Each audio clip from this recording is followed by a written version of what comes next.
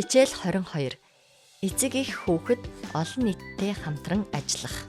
Хүүхдийн цахим аюулгүй байдлыг хангахад нэгдүгээрт эцэг эхийн оролцоо онцгой ач холбогдолтой.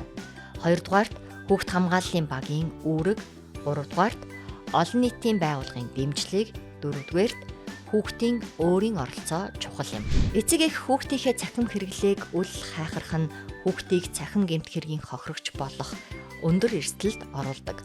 Багш хүүхдийн дохио зангааг үл тоомсорлсон тохиолдолд нөхцөл байдал уламд ордож хүүхдийн сэтгэл зүйн эрүүл мэндэд ноцтой хохирол учруулдаг. Хүүхдийн эрхийг хамгаалахад зөвхөн сургууль, гэр бүл гэлтгүй олон нийтийн байгууллагуудын дэмжлэг зайлшгүй чухал юм.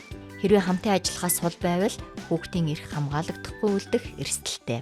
Багш нар сургалтын үйл ажиллагаанаас гадна эцэг эх асран хамгаалагч олон нийтдээ нэгт хамтран ажилласнаар хүүхдийн эрхийг хамгаалах сүлжээ бүрлдэж хүүхэд өөрөө ч цахим орчныг зөвөөр ашиглах хандлагад суралцдаг. Иймд дараах зөвлөмжийг хэрэгжүүлээрэй. Хамтарсан багийн уулзалтыг тогтмол зохион байгуулах. Цахим орчны талаарх зөвлөмж, сэрэмжлүүлэг мэдээллийг тогтмол түгээж хүргэх, мэдээлэл солилцох, сурагчдын клуб байгуулах зэргээр хүүхдүүдийн санаачлал, оролцоог нэмэгдүүлэх.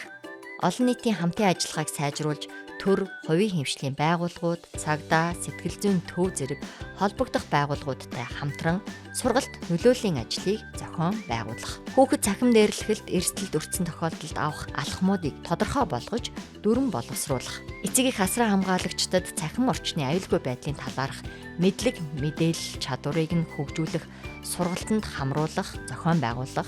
Хүүхдийн цахим хэрэглээний эрсдлийн талаарх судалгааг тогтмол хийж үр дүнд үндэслэн зөвлөмж сургалтыг сайжруулж байх хэрэгтэй юм.